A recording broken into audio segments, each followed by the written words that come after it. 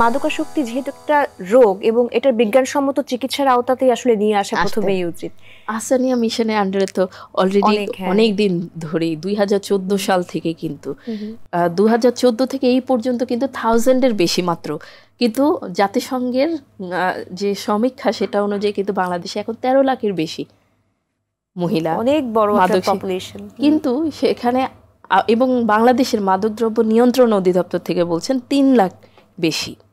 তো সেটা আমি ধরলাম 3 লাখেরই বেশি আমাদের এখানে আছে, কিন্তু কজন চিকিৎসা নিচ্ছে দেখেন 2014 সাল থেকে এই পর্যন্ত 1000-এর সামান্য কিছু বেশি ট্রিটমেন্ট নিচ্ছে। তার মানে কি অনেকে বেশিরভাগই কন্টিনিউ করেনি, হয়তো একবার আসলো দুবার আসলো, মানে হাইড করে ফেলছি আমরা সবসময় যে শর্টকাট বিষয়গুলো খুঁজি যে বিয়ে দিলেই হয়তো সমাধান হবে বা একটু ঘরে আটকে রাখলেই হয়তো হবে, সেই বিষয়গুলো থেকে বের হয়ে আসতে হবে। আপু, নারীর চিকিৎসার ব্যবস্থাও কিন্তু আসলে অনেক বেশি অপ্রতুল। আমরা যদি প্রাইভেট, সরকারি বা বেসরকারি যেটাই দেখি না কেন, অপ্রতুল হওয়ার কারণ আছে।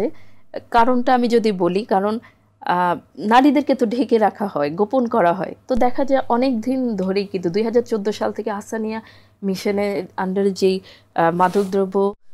মাদক সেবীদের জন্য যারা যেই সার্ভিসটা আছে সেটা কিন্তু অনেক দিন ধরেই কিন্তু চেষ্টা করে যাচ্ছেন ওনারা। তো অনেকেই অনেকভাবে চেষ্টা করছেন, প্রমিসেস মেডিকেল থেকেও চেষ্টা হচ্ছে।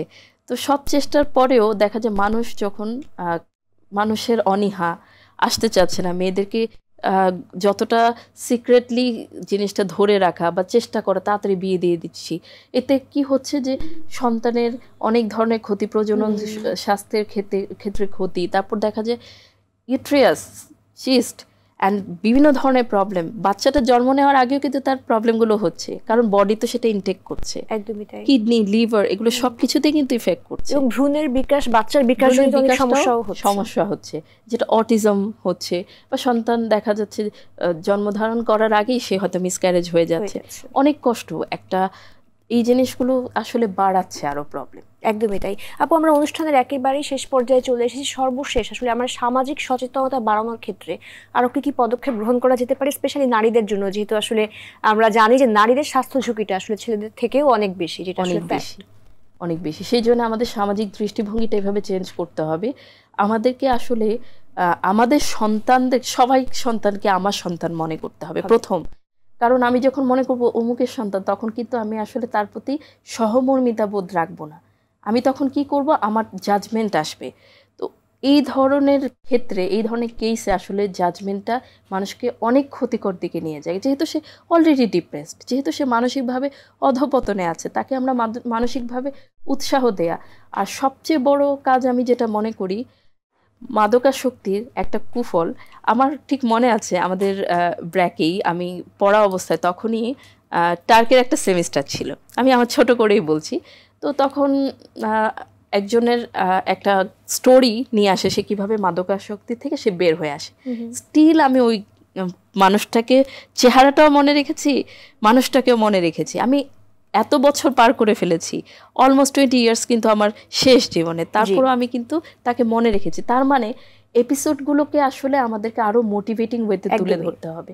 সেটা স্কুল লেভেল থেকে, আমরা কি করি ভার্সিটি লেভেল থেকে, সে তো অলরেডি একটা বিলিভ প্যাটার্ন নিয়ে সে বড় হয়, সে বিশ্বাস তৈরি করে যে আমাকে এভাবে সেভ করতে হবে। দ্যাট মিনস হচ্ছে ডিফেন্স মেকানিজম সে সৃষ্টি করে ফেলে। তো সেই ডিফেন্স মেকানিজমকে যাতে সে রং ওয়েতে সৃষ্টি না করে, সেটা যাতে সে সুন্দরভাবে তাকে পরিচালনা করতে পারে, সেটা স্কুল থেকে 14 বছর থেকে, আসলে 12 বছর থেকে। তো এখনকার বাচ্চারা যেহেতু ওভার স্মার্ট, তাহলে আমি 14 বছর ধরবো না, আমি ধরবো 12 বছর। কারণ 12 বছর সে সবই বুঝে, একটা 14 বছরের বাচ্চা সবই বুঝে। যেহেতু আমার বাসায় আমি বললাম যে আমার মেয়েটা অনেক বড়, 14 ইয়ার্সে।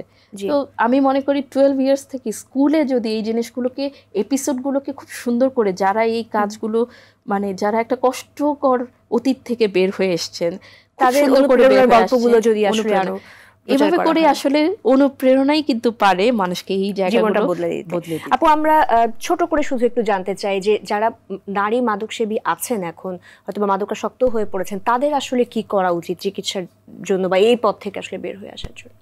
অবশ্যই সদিচ্ছাটা খুব জরুরি।